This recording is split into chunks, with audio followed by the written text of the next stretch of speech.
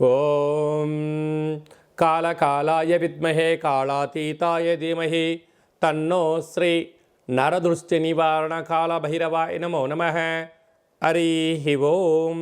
మా ఛానల్కి స్వాగతం. చూస్తున్న వీక్షకులకు ప్రేక్షకులకు ప్రియ కాళభైరవ భగవద్బంధులకి స్వాగతం పలుకుతూ మమ్మల్ని ఎంతగానో ఆదరిస్తూ ఉండబడినటువంటి ప్రియ సోదర సోదరీమణుల అందరిపైనను కాళభైరవ స్వామి యొక్క జయంతి ఆశీస్సులు ఉండాలని కోరుకుందాం.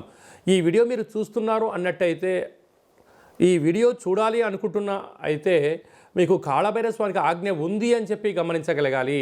ఈ వీడియో ప్రారంభం నుంచి చివరిదాకా మీరు ఎప్పుడైతే చూస్తారో కాళభైరవ స్వామికి ఆశీస్సులు కలిగి అష్ట కష్టాలకు స్వస్తి పలికి అష్ట ఐశ్వర్యాలకు ఆనందాలకు రాజభోగాలకు మీరు అర్హులు అవుతారు అని చెప్పి కాళభైరవ స్వామికి ఆజ్ఞ చేత మీకు చెప్పడం జరుగుతుంది.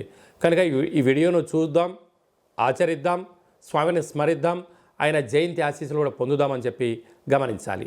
1/12/2024 నుండి 31/12/2024 వరకు ద్వాదశ రాశుల్లో గ్రహ గమనాల్ని ఒకసారి వీక్షింపచేద్దాం.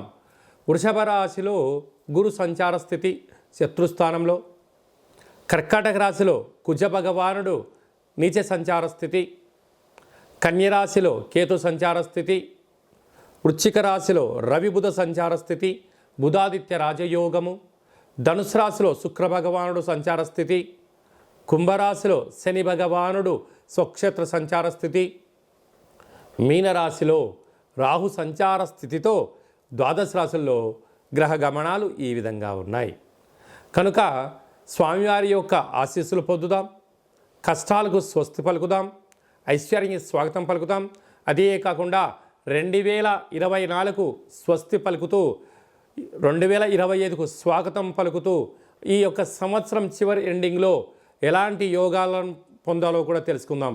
ప్రధానంగా మనకు ఈ సంవత్సరము 2024 కనుక 8 సంఖ్య, అందులో 31 4 సంఖ్య, మంగళవారం పూట అమావాస్యతో వచ్చింది. కనుక ఇలాంటి అమావాస్య తిథుల ఎందున అంటే మనకు సంపూర్ణమైన సంవత్సరం చివరి ఎండింగ్లో ఎలాంటి విధి విధానాలు పాటించాలి, ఏవి చేయొచ్చు, ఏవి చేయకూడదు. అలాగే డిసెంబరు 1వ తారీఖున కార్తీక మాస అమావాస్య ఆదివారంతో కూడుకున్న అమావాస్య ఉంది కనుక ఎలాంటి విధులు పాటించాలో కూడా సంపూర్ణంగా తెలుసుకుందాం. ధనుసు రాశి వారు ఈ ఆదివారం అమావాస్య, కాళభైరవ జయంతి, ఆంగ్ల సంవత్సరం చివరి రోజులలో అంటే చివరి మాసం అవ్వడం వలన కష్టాలను దగ్గర తెచ్చుకోకుండా వీలైనంత వరకు ఐశ్వర్యాన్ని ఆనందాన్ని ఎలా స్వాగతించాలో ఈ వీడియోలో సవివరంగా సంపూర్ణంగా తెలుసుకుందాం. ధనుసు రాశిలో ఏ నక్షత్రాలు వస్తాయనగా మూలా నక్షత్రంలోని 4 పాదాలు, పూర్వాషాఢ నక్షత్రంలోని 4 పాదాలు, ఉత్తరాషాఢ నక్షత్రంలోని 1 పాదం కలిపితే ధనుస్సు రాశి అవ్వడం జరుగుతుంది. చాలామందికి పుట్టినటువంటి కాల సమయంలో డేటా బర్త్లు లేనటువంటి కారణం వలన పేరు యొక్క మొదటి అక్షరాన్ని అనుసరిస్తూ ఆ రాశిని తెలుసుకునే ప్రయత్నం చేద్దాం. ఏ, యో, బా, భీ, బూ, ధ, బా, డా, బే అక్షరాల వారందరూ కూడా ధనుసు రాశి జాతకులే. ధనుసు రాశి యొక్క అధిపతి దేవగురు బృహస్పతి.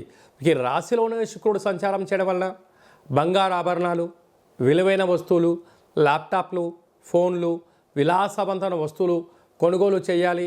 నిత్యము అత్తరు, సెంటు, పన్నీరు, సుగంధ పరిమళాలతో జీవనాన్ని పొందాలని మీ కోరికను మరో మెట్టు ఎక్కిస్తూ ఆనందకరమైనటువంటి ఆరోగ్యకరమైనటువంటి వస్తువులు క్రయ విక్రయాలు కొంటూ సకుటుంబ సపరివార సమేతంగా ఆనందంగా ఉండే ప్రయత్నం చేయడంలో మీరు ముందు వరుసలో ఉంటారు అని చెప్పి గమనించాలి. తృతీయంలో శని ఇటు తల్లిదండ్రులతో, అటు అత్తమామలతో, బంధువులతో, మిత్రులతో, సహ ఉద్యోగస్తులతో, సోదర సోదరీమణులు మీ ఎదుగుదలను చూసి ఓర్వలేకపోయిన పరిస్థితి ఉంటుంది. మీరు ఎంత ఎదిగే కొద్దీ ఒదిగి ఉండాలని చెప్తుంది. అర్ధాష్టమ రాహు శత్రువులు మీకు ఎక్కడో ఉండరు, ఇంట్లోనే బంధువుల రూపంలో, మిత్రుల రూపంలో, సన్నిహిత రూపంలో అలా మీ రూపాయి తింటూ మీ వెనక అనేక రకాలుగా ఇబ్బంది గురి చేసే పరిస్థితి ఉంటుంది. దయచేసి వారిని మీరు పెద్దగా పరిగణలోకి తీసుకోకుండా ఉండలేరు. తీసుకున్నారా అంటే మీ విలువైన సమయం ఉండదు అని చెప్పి గమనించాలి. 6వ స్థానంలో గురువు నిత్యము ఏదో అభద్రతాభావము అంటే రుణ సమస్య, రోగ సమస్య, ఏదో చోర సమస్య, నన్ను ఎవరో అధికారంగా చలాయిస్తున్నారు అనేటువంటి జీవన విధానం పొందే పరిస్థితి అధికంగా ఉంటుంది. అష్టమంలో కుజుడు అంటే అష్టమంలో కుజుడు వల్ల రక్తహీనత, నరాల బలహీనత, పెరాలసిస్ లాంటి వ్యాధులు, అది అనేక మంది శత్రువులు పొంచి ఉండడం, చెక్ బౌన్స్ అవ్వడం, పోలీస్ స్టేషన్లు, కోర్టు గొడవలు, వాహన ప్రమాదాలు పొంచి ఉన్నాయి. కనుక వీలైనంత వరకు నీటికి, నిప్పుకు, వివాదాలకు దూరంగా ఉండే మానవ ప్రయత్నం చేయాలి. పోతే వ్యయంలో బుధాదిత్య రాజయోగం, ప్రభుత్వ అధికారులతో చాలా అప్రమత్తం అవసరము. కరెంటు బిల్లుల విషయంలో కానీ, ట్రాఫిక్ చలానాల దగ్గర కానీ, చెక్ బౌన్స్ అయినటువంటి కాల సమయంలో దాన్ని సరిదిద్దుకునే ప్రయత్నం చేయండి తప్ప దాన్ని విభేదించి నేను ఏదో సాధిస్తాను అనుకుంటారు. దీనివల్ల మళ్ళీ తిరిగి పోలీస్ స్టేషన్లు, కోర్టు సమస్యలు, పెనాల్టీలు, అనేక రకాల ఇబ్బందులు గురవుతున్నాయి. ఇలాంటి కాల సమయంలో మనం వీటన్నిటిని అధిగమించడం ఎలా అన్నట్లయితే, ఒక కూష్మాండ దీపాన్ని పసుపు రంగు క్లాత్ను ఏర్పాటు చేసుకొని, నవధాన్యాలు లేకపోతే శనగపప్పును ఏర్పాటు చేసి కూష్మాండ దీపాన్ని వెలిగించి ఇంటికి మీకు దిష్టి తీసుకొని చాకలి వాళ్ళకు దానం ఇవ్వడం, లేకపోతే ప్రవహించే నీటిలో వేయడం, లేకపోతే గోమాతకు ఆహారంగా ఏర్పాటు చేయడం, బ్రాహ్మణుడికి దానం చేయడం వలన సకల గ్రహదోషాలు తొలగిపోయి ఐశ్వర్యం, ఆనందం మీ సొంతమవుతుందని చెప్పి గమనించాలి.